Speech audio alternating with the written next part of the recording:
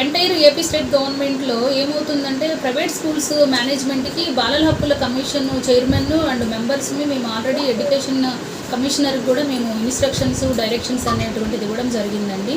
అంటే వాళ్ళు ఎంత డబ్బులు కట్టించుకుంటున్నారు, ఎంత అమౌంట్ పే చేస్తున్నారు అనేటువంటిది ఫీజు పర్టికులర్స్ డిస్ప్లే చేయాలి నోటీస్ బోర్డులో. కానీ దాదాపు డిస్ప్లే చేయడం లేదు. అది ఎవ్రీ 3 monthsకి ఒకసారి కమిషన్ కూడా రివ్యూ చేస్తూ ఉంది ఎడ్యుకేషన్ డిపార్ట్మెంట్.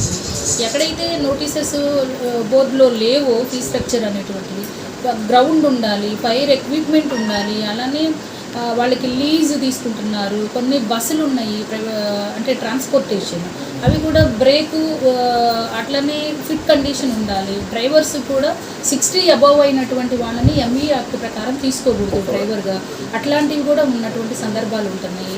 అలాగే స్కూల్స్లో కూడా ఇంకోటి ఏంటంటే స్కూల్స్లో ఫాస్ట్ ఫుడ్ అవి కూడా పెడుతున్నారు, జంక్ ఫుడ్ పెడుతున్నారు, కూల్ డ్రింక్స్ పెడుతున్నారు, షాపులు కూడా పెడుతున్నారు ప్రైవేట్ స్కూల్స్లో అండ్ గవర్నమెంట్ స్కూల్స్లో కూడా అక్కడక్కడ పెడుతున్నారు.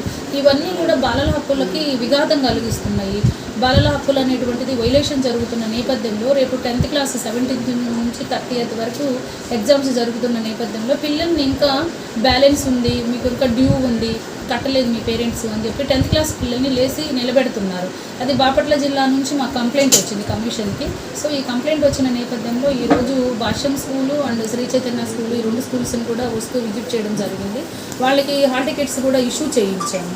ఈ రోజు నుంచి అట్లనే డిఈఓ కూడా డైరెక్షన్ కూడా ఇవ్వడం జరిగింది. ఈ రోజు నుంచి పిల్లలందరికీ కూడా ప్రైవేట్ స్కూల్స్లో ప్రతి ఒక్క ప్రైవేట్ స్కూల్లో హాల్ టికెట్లు ఈవినింగ్ లోపు మొత్తం కంప్లీట్గా అందరికీ హాల్ టికెట్లు ఇవ్వాలి 10th క్లాస్ వాళ్ళకి అని చెప్పేసి కూడా డిఈఓ గారికి ఒక డైరెక్షన్ కూడా ఇచ్చాము కమిషన్ నుంచి.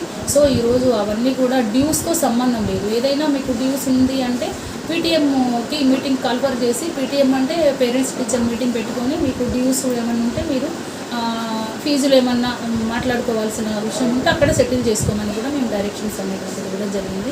ఈరోజు బాపట్ల జిల్లాలో మొత్తం కూడా ఈవినింగ్ లోపు హాల్ టికెట్ను మంజూరు చేయడం అనేటువంటి జరుగుతుంది 10th క్లాస్ వాళ్ళకి. నెక్స్ట్ 1 తర్వాత సెకండ్ విజిట్ వచ్చేసి పర్చూరు గిరిజన